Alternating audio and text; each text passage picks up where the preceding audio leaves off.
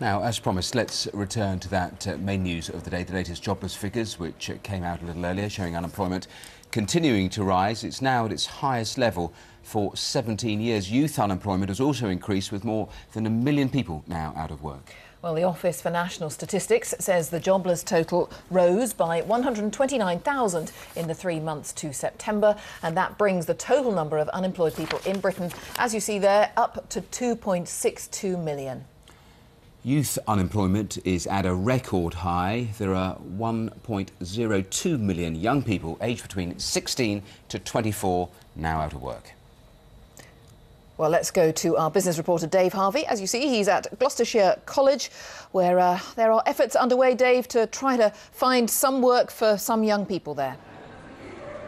That's absolutely right. And I'll tell you what, they're all talking about rugby here as well. Big rugby town, and that news about Martin Johnson sending ripples around the student area here. But they're also talking about those unemployment figures because, as you say, nearly 1 in 5 young people in this country now out of work. And here in this county, slightly better actually, only 1 in about 6, so slightly better average in Gloucestershire. And overall, slightly fewer people here claiming benefits than a month ago. So maybe a shaft of light. It's all about skills there, it's all about training. That's what this college is about. Here are 2 guys who've decided they've got to make a best of it, Liam and Aidan. You were trying to get work in the building trade, I think, weren't you, Liam? So how hard was it?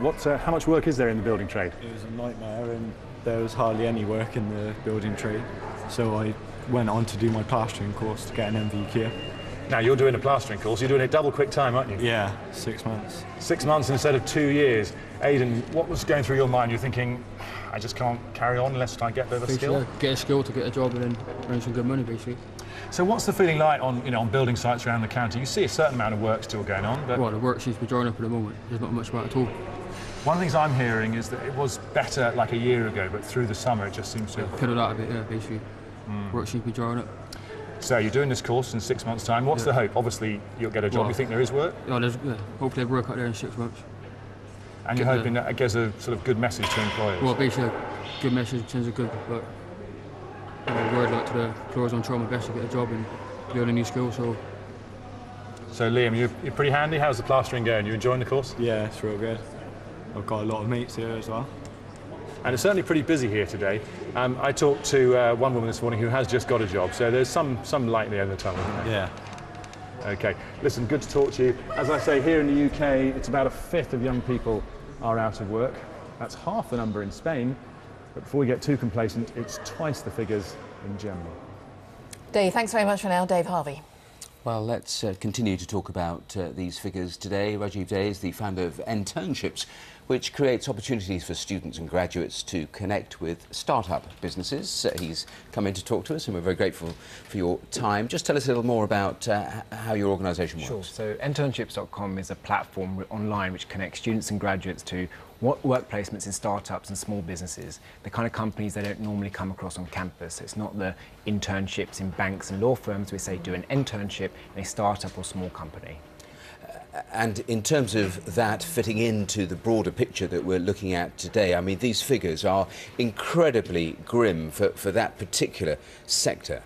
They are indeed. I think it's important to remember, though, that the youth unemployment figure has been hovering around the 1 million mark for quite some time. Obviously, now that it's shot over that 1 million mark, it's very much a wake-up call.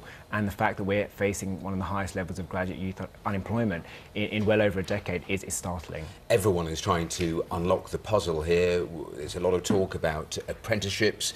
You've got your plan. What proportion of people that go through your system actually end up getting real paid jobs? So what we find is that, especially with small businesses, students really need to get their foot in the door and really prove their value and really make themselves indispensable. So a high proportion do end up getting a job, but in many cases what we're doing is also inspiring them and showing them that entrepreneurship is a career path in its own right. So many of them then go on to set up their own business, having experienced life firsthand in a startup or small company.